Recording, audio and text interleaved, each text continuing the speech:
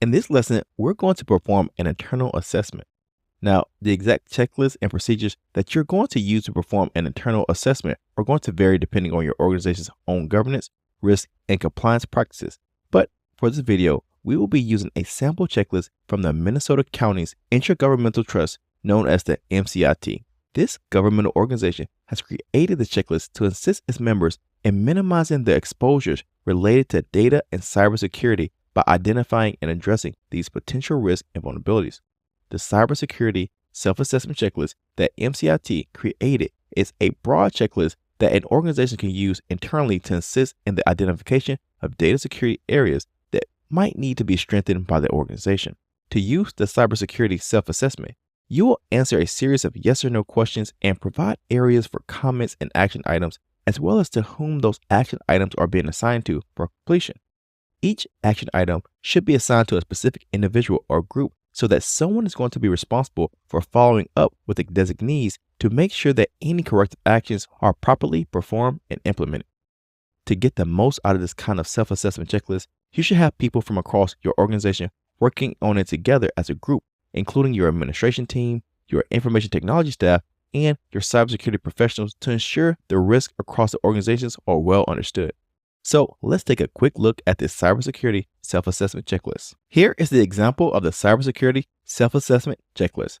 I'm going to just read through the first 5 items just to give you a feel of what the checklist entails. Across the top, we see we have the completed by, title of the assessment, date, and signature of the individual performing the self-assessment. Across the top of the columns, we also see the item, the yes or no, because every question is going to be a yes or no question, the department or vendor that's responsible, the comments, action items to be performed, and who is this task assigned to.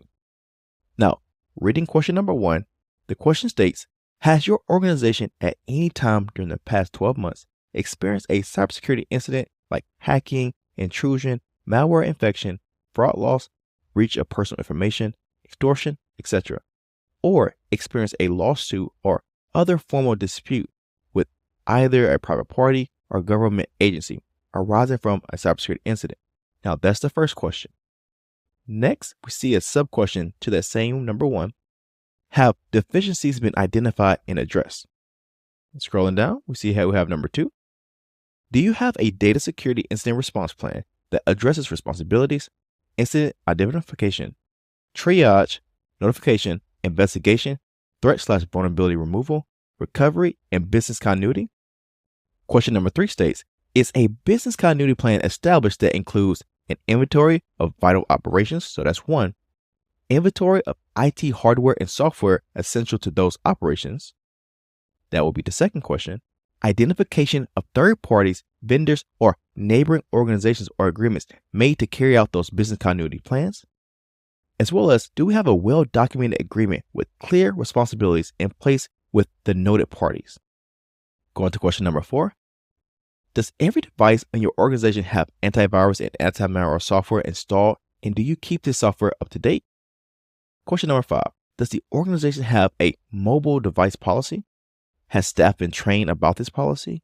Does the policy outline whether personally owned devices are permissible for work purposes and under what requirements?